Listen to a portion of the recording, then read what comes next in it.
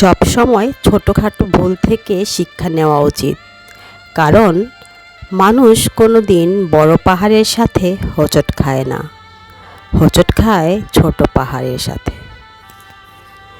আজ তুমি যেখানে আছো সেটা তোমার অতীতের কর্মফল, কিন্তু কাল তুমি যেখানে পৌঁছাবে সেটা তোমার আজকের কর্মফল। খারাপ সময়টা তো একদিন চলে যাবে, কিন্তু কিছু মানুষ তো আমার চেনা হয়ে গেল। আমি বোকার মতো তাকেই মিস করি যে আমার কথা ভুলেও ভাবে না।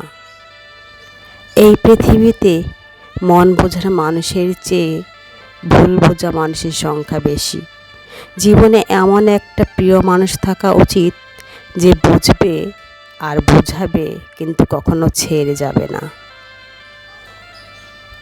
এত চিন্তা করে লাভ কি? মুচকি হাসেন আর জীবনকে উপভোগ করো। মায়া কেটে গেলে একজন ছেড়ে যায় আর একজন হেরে যায়। ধৈর্য হলো এমন এক শক্তি যার মাধ্যমে জীবনের সব কঠিন বাধা কাটিয়ে ওঠা সম্ভব হয়। সময় একদিন বুঝিয়ে দিবে তুমি তাকে খুঁজতে গিয়ে কাকে হারিয়ে ফেলেছ। গায়ের রং ফর্সা হলেই মানুষ সুন্দর হয় না, মানুষ সুন্দর হয় তার চরিত্রে। প্রতিষ্ঠানে বড় বড় ডিগ্রি থাকলে মানুষ শিক্ষিত হয় না, মানুষ শিক্ষিত হয় তার মনুষ্যত্বে।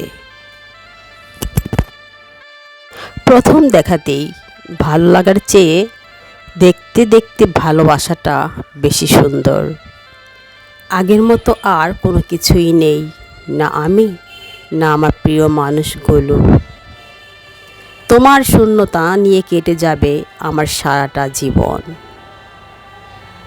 অনিশ্চিত ভবিষ্যৎ জেনেও যে মানুষটি শুধু আপনাকে চায় তাকে কখনো ঠকাবেন না।